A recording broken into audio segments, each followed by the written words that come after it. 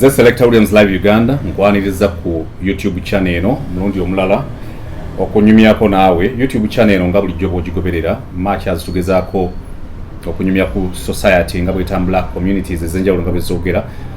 Primarily we are supposed to communicate issues regarding creative and performing arts and music as an art in particular. Era Selector Williams Live Uganda, like I've always said, is a station manager, head of programs and presenter at Radio Sapientia. I work with Radio Sapientia. I again work with CRK Planet, a record label.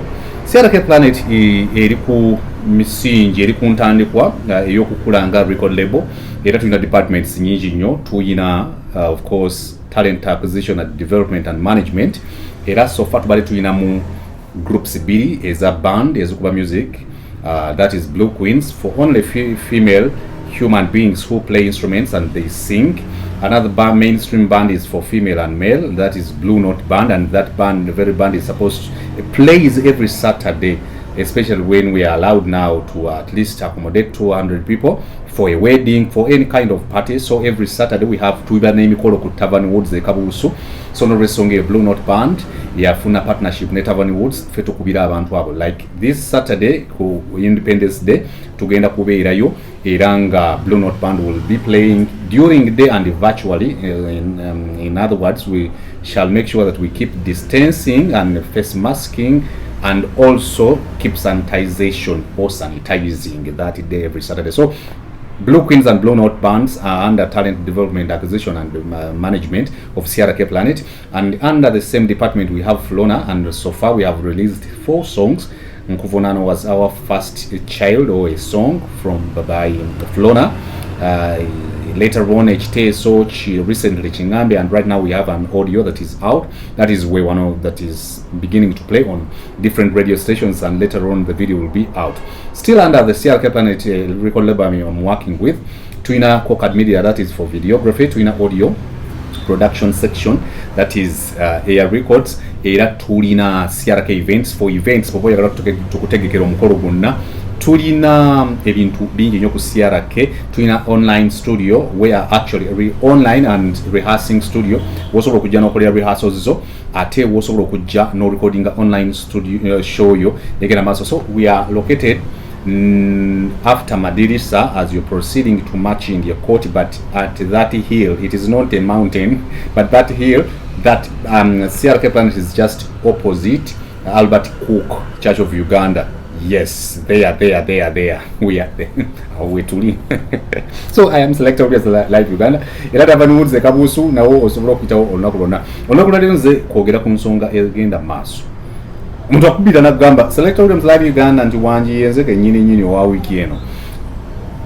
Tusobola okugenda mu maaso ne tunyumirwa emirimu gy'amawulire gy'abo ab'amawulire abakola entertainment, era n'enkolagana nesigalawo wakati waabwe n'abayimbi. Very yes. In the last video I told you that the future of this industry, this fraternity of entertainment journalism, together with music as an art, including the audio producers, programmer, the guys who do sound engineering, mixing and mastering, those creators, songwriters, composers and arrangers, recording and performing artists, our relationship and our future lies only on professionalism, mutual respect and understanding, and humanity. And if we find any issues, if we find any challenges, if we find or come across misunderstandings, dialogue and reconciliation is the way to go. Onabulade kindese kyekya relationship yaffe still ojongerako. Selector Williams Live Uganda ngovude kuba nti mukozi ku Radio Sapientia. I have a show every Saturday that is 8 to 11 a.m. Msoka kuzanya nyimba za bana Uganda. Most of the time abayimbi bavayo ne bagamba Bannamawulire tebalina kye batukoledde, but for example nkube nyimba za bana Uganda 2 bakubya countdown 2 every Saturday morning, only Ugandan.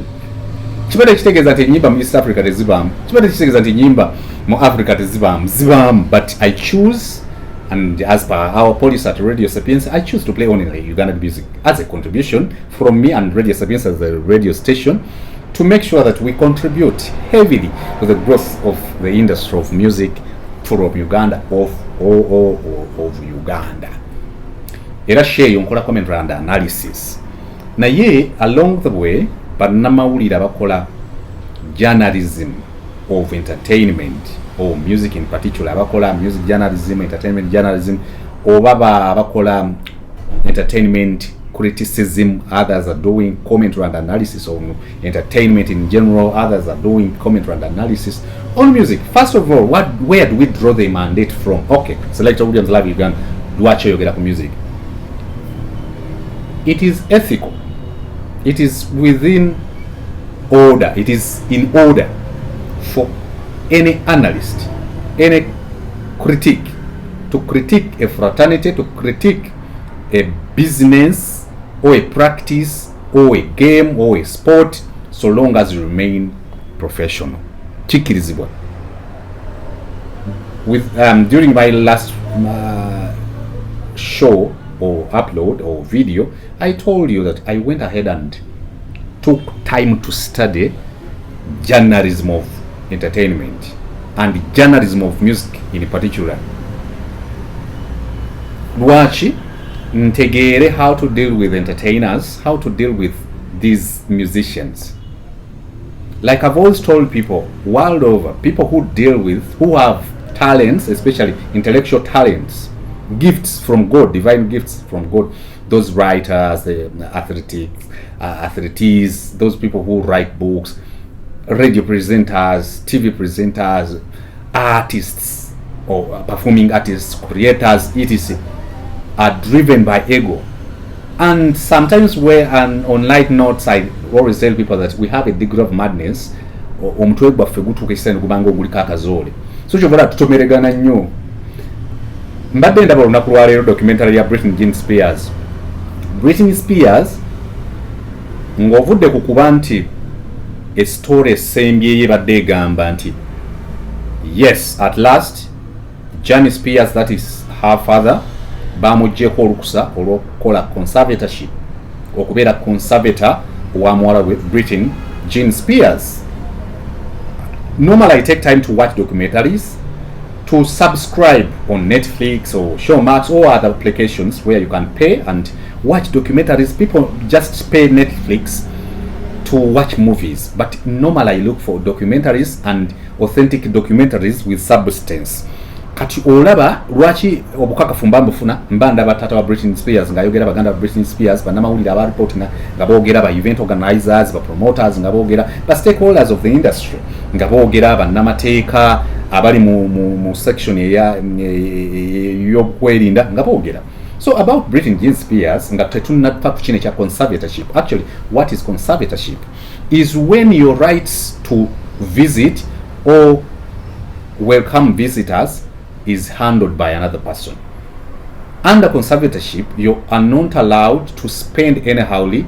You're not allowed to move out to go visit your friends. You're not supposed to move anyhowly. You're not supposed to handle your bank account. You're not supposed to handle your finances. You're not supposed to handle your property or estate. It is that person, a conservator, you're the conservatee. Ha ha! Ne mwana gwe otujoze weekend conservatee. Nje munde kubya muve ku nseko zange gwe obuyinza baba bukujjako lwaki babujjako Britney Spears yalina Sam oba Same as a manager oluvannyuma yazuulwa nti yali atandise okumuyigiriza ebiragalalagala. Britney Spears teyakikkiriza nti oba Sam yali amujjako okutuukira ddala abantu bakiraba nti yali amujjako. Kinajjukirwa nti at the age of 6, Britney Spears was exposed to the industry of music as an art. Natako kubeera star nga bawa Whitney Houston bwe batandika. Kati nono najja afuna that stardom, and at 16 years nkugambye was exposed at the age of 6, then later on after some years or 10 years at 16 years natako kuba endongo. Playing and performing means she was exposed to big stars, big stages, big stakeholders, and just like other artists world over. Britney Spears yekanganga ebintu bitanso muwamba, later on nabera involved with Sammy who was supposed to handle her management, business management, and talent management, career guidance, business guidance, and etc. Later on, ekizulibwa nti yali atandise okuba almost a boyfriend, and boyfriend yamuyigiriza to abuse drugs. Kati bwebezooba nnyo mu court, actually to be under conservatorship you're always given 5 days. If a court is like, someone of course takes you to court and is like, William can no longer take care of himself, so has to be under a conservatorship, and they propose a person to be a conservator. So normally they give you 5 days to as well give your opinion, give your side of the story. Either you deny or you say no, that you don't need a conservator to take over to take control or to supervise you your entire life and career or etc. But with Britney Jean Spears, it wasn't the case. It was a there and then thing, immediate, and a person who was in position to take over as a conservator over Britney Jean Spears was Jamie Spears, the father. N'atandika okumulabirira oba okutekinga over ate nga nabo bo banyi tata wa Britney Jean Spears. Tata wa Britney Spears, a no-nonsense person is he. Kati oluzungu bagyeruli tayagala kumanya. Kati n'atwala omwana ononga bino ebya oli brandi nene tabifaako. All he cared about was goli mwala wange nze nyina okufaako.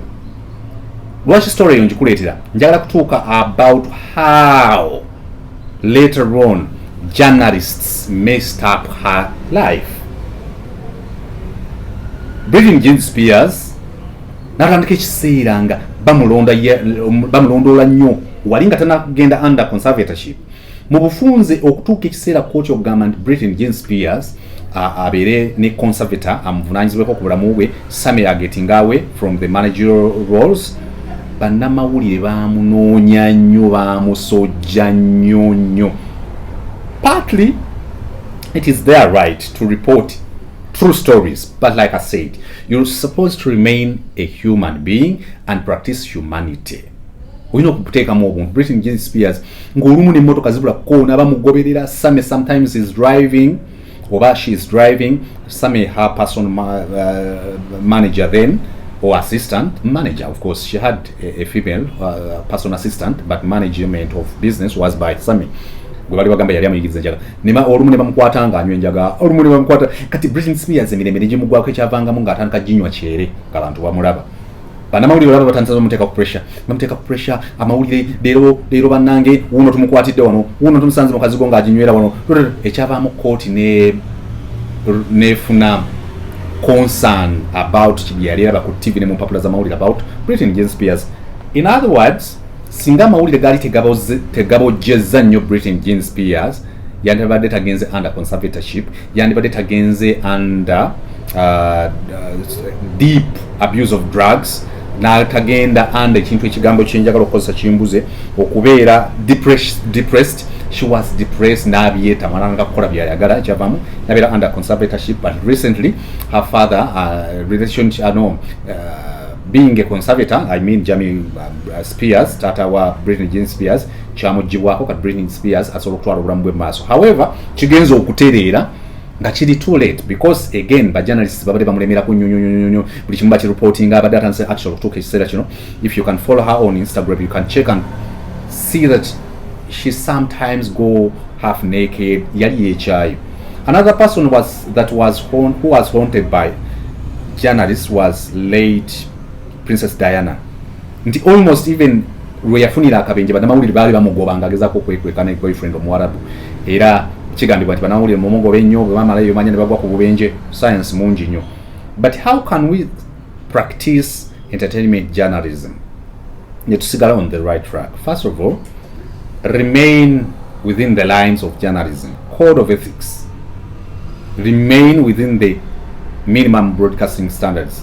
If we are to follow the UCC Act of 2013, Uganda Communications Commission always emphasizes the minimum broadcasting standards. You can take time and you who is practicing entertainment journalism to read through the minimum broadcasting standards. You can go on their website, the Uganda Communications Commission, and read through and understand, do thorough analysis and deep understanding of the minimum broadcasting standards and the entire Act of 2013. You can as well go and read through the cyber harassment, offensive communication, cyberbullying, and know when a person you defame a person, where do you appear or look to be have character assassinated the person. If you know it as a journalist, because we need to get back to the drawing board, because kubanga tuvo olumu kumulamwa, like I've always told you, tuvo olumu kumulamwa.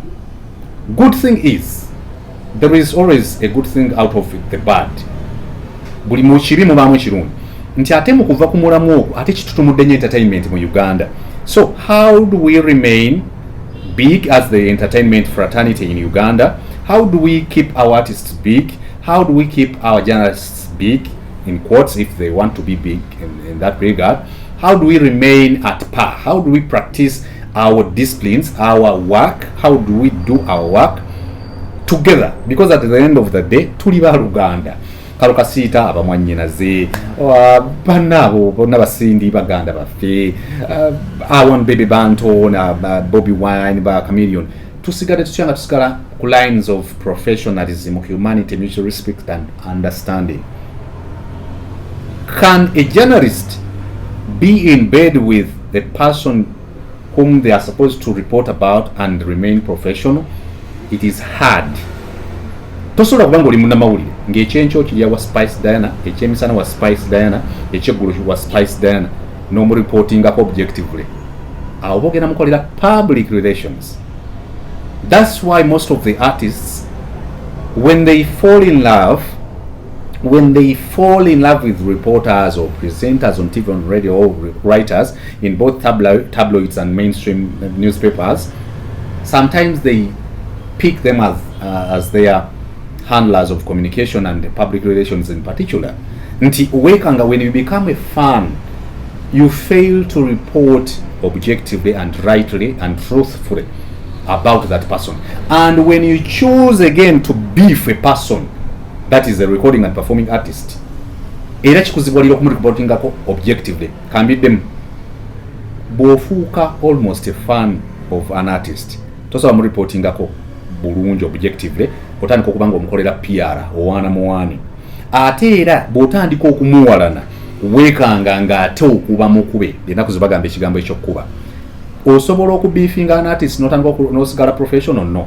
Osobola okubeera a distant friend or fan, not a disclosing, naye n'osigala ng'oli a true and professional journalist? Yes.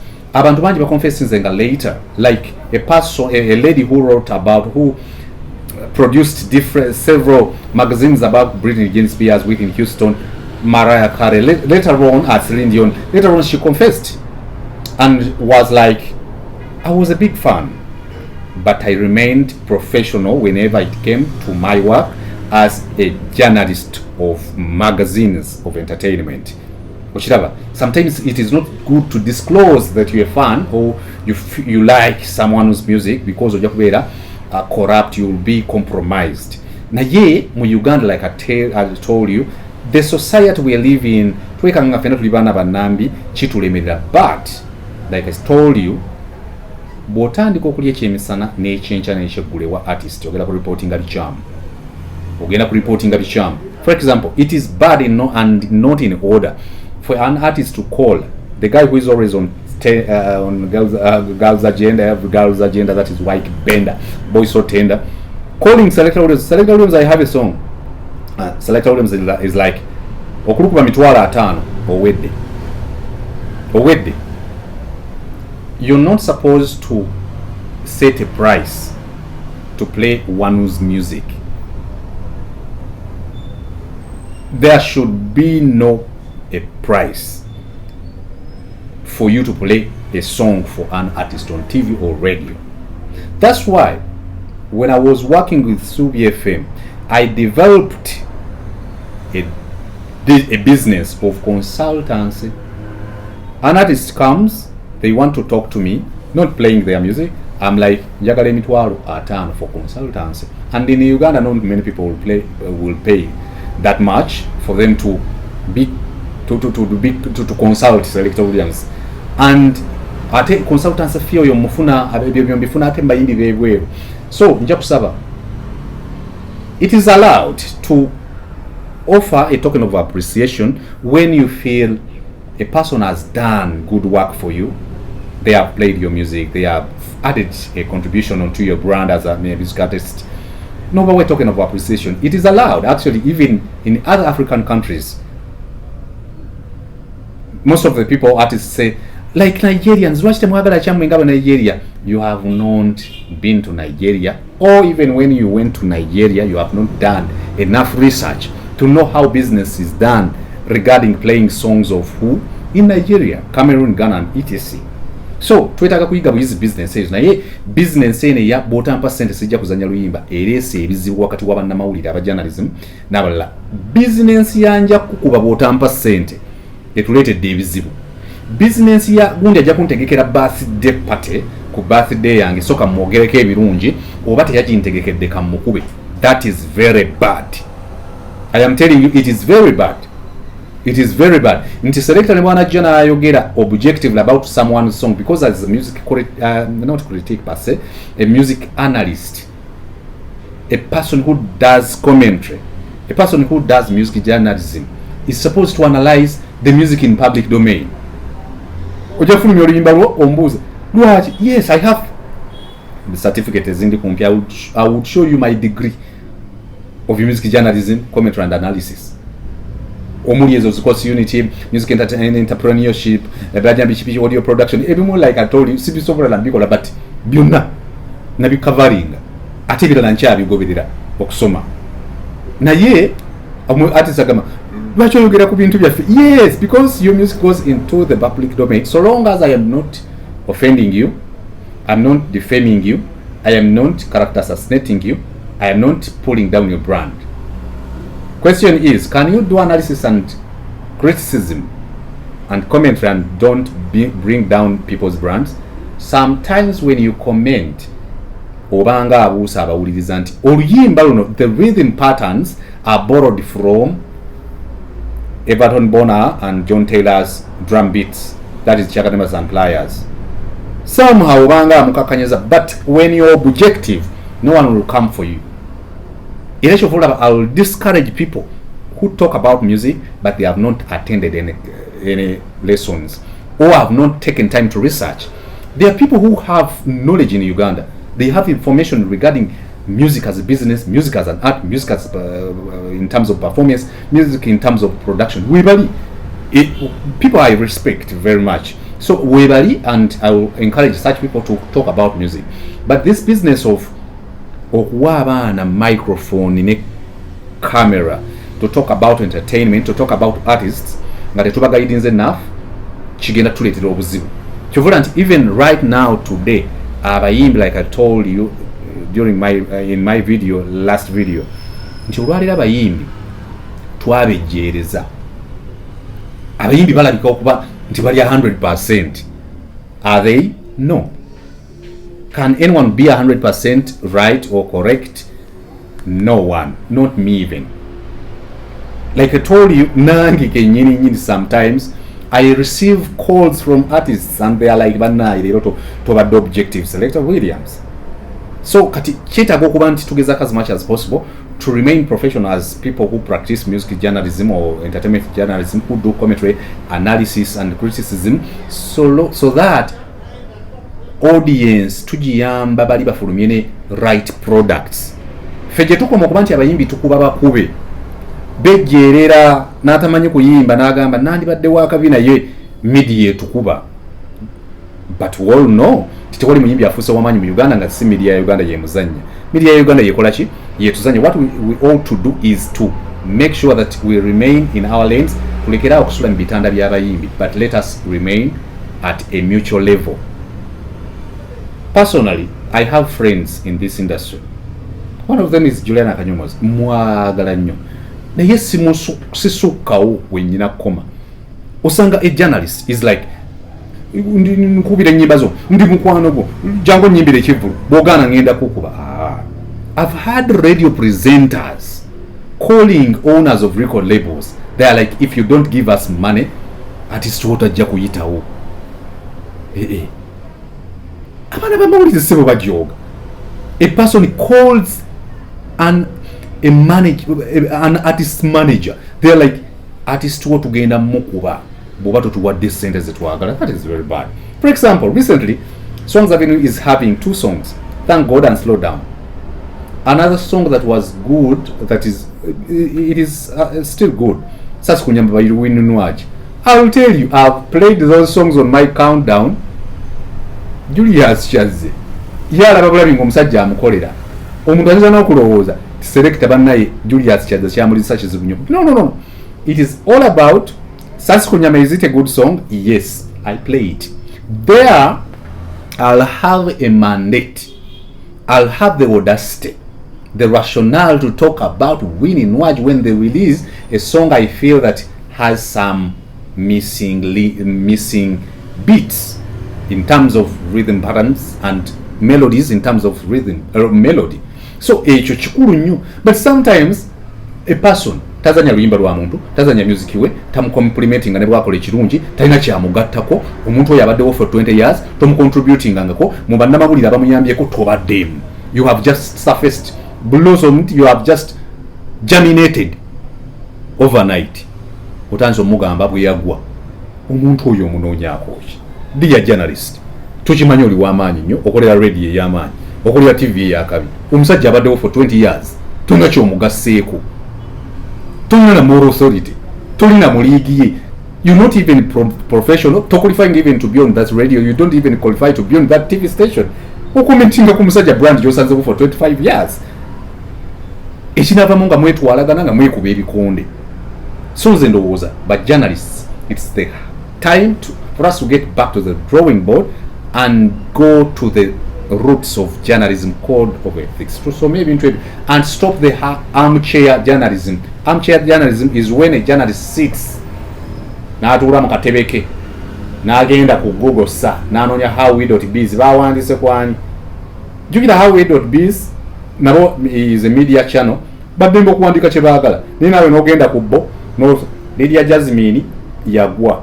Kanawe ky'okunoonya story eyo nebeera just a tip, n'onoonya a true story, kata nawe osinziza ku howwe.biz, osinziza ku kyambu, so nga ate bambu nabo they are a channel, naye bwe baba bakuyambye ne bakuleetera that as a tip. Call Lydia, kubira winning Nwaj. If they don't pick, reach out to some people. And when it comes to interviewing these journalists, these artists, let us respect them. I've hosted on my show on Radio Sapiencia people like artists like Awan Bebe Banton. We had a great chat, a great interview. First of all, I tell you what I'm supposed to ask during the interview. Nti Awan Bebe Banton tujja kwogera ku Sasi, Awan Bebe Banton tujja kwogera ku kino, Awan Bebe kati otuuka mu interview nge flowinga. I hosted Shiba Karungi. We had a great interview, and she went ahead and commented about the interview on her Twitter and Instagram. She was like, I found a professional journalist. Eddie Kenzo, I've hosted by Irene Matovo, Catherine Kusasira, Maureen Antume. You're not supposed to grill those people during interviews. Yes, I understand it is what people want to hear. Of course, sometimes you don't interview it is what people want to hear. I'm asking on behalf of the artists or of the listeners or viewers. Sometimes it is better to go and put a post. What would you want us to talk about during the interview I'm supposed to have with Ed Kenzo? What questions do you have for Ed Kenzo? Because I'm hosting him tomorrow on my show or today evening on my show. Sometimes temubibuuza nimutangira okujja wano okutulimba mbuuliza bawuliriza, but it is your ego you're satisfying. It is your ego you're satisfying. You're not asking on behalf of the listeners or viewers. To fade at semuleme. Let us create a rapport with the person we are reporting about, but not lose professionalism lines or bits or factors. Tukitegedde bannange, this is my opinion. It is not right now to come out and go, Bumanya, media, but when you Bayimbi, it won't work. Like I told you, I have friends in this industry. I always call Moses Matovu, Papa Moi, I need this information. I call Kabuye Semboga. I call, sometimes people ask me, when was Libesanyu released and who was the writer, audio producers, who did sound engineering and etc. I slide into DMs of Juliana Kanyamus and I'm like, Banai, Ania Rwandiga. She gives me information. Ochiraba.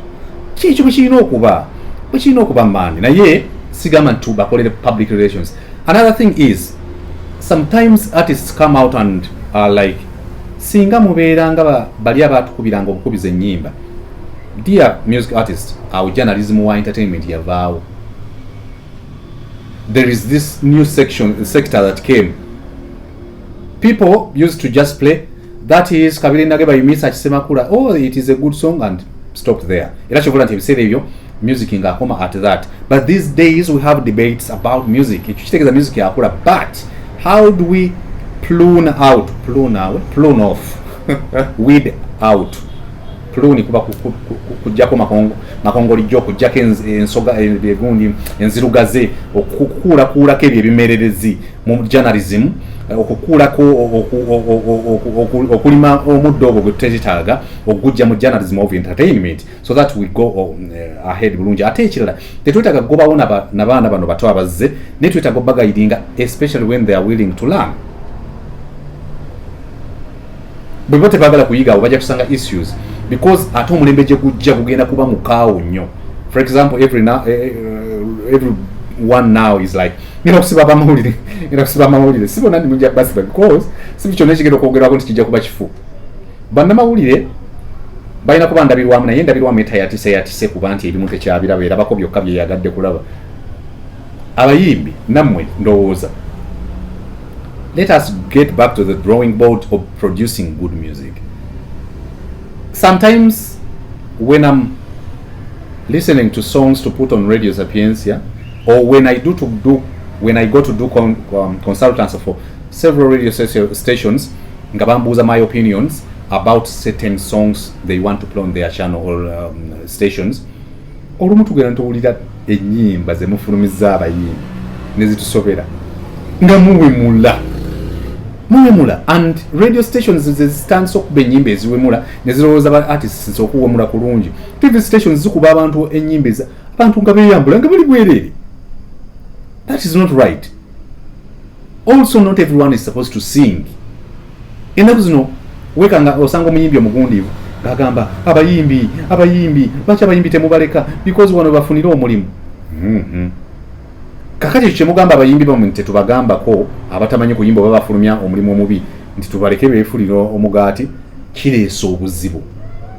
Omuyimbi, I remember between sijja nakudda mabega nnyo wakati wa 2010 ne 13 bw'abanga toyina order in your production ebiseera bisinga wale mwanga abawala basindi bafulumyanga waaka ng'afulumya raga naye nga raga alimu okuyimba ne bwe yanga mulo ng'afulumya ekintu ba AK47 nga bafulumya ekintu kyakuyimba. But later on, beginning 2014 banayi mukyekola obeera ku TV booti DJ VJ n'alukuba video n'agizannya n'otya abaana bafulumya ebigambo mu nnyimba ne weewuunya naye olwokuba kakati ate wazzeewo ffe ebimerereza ebiri mu journalism of entertainment kati ate n'abo tosobola boogera kuba nabo beekweka mu bali they say olaba batukuba aba media bwetukuba kumbe bannaye muwe mudde. So nsakusaba busabi, let us remain within lines of journalism ethics zaffe zitufuga so okutambula obulungi tujja kugenda maaso. To the music artists, I pray hard to associations like Uganda Musicians Association or United Superstars Association, Kadongo Kamu Superstars bannaye, all associations mukole the needful namwe cleaning your house to avoid issues of drug abuse, because journalists will come out and talk about it. I will tell you, just because people have been to court does not mean that true journalism will not take place. We shall continue to report. We shall report that so and so abused drugs, but with considering humanity. Ekyo nkiteekako nnyo kubanga abaana kati bajja kujja n'obusungu nga bakulinnya kagere pwa bagikubewo story ate era tudde mu ntalo, and that story will not help you take one to court. Maybe right to privacy n'ebirala oluusi ebiteetaagisa na kutuukamu ebyo ffenanga abakola omulimu gwe gumu oba guwala attached to the other.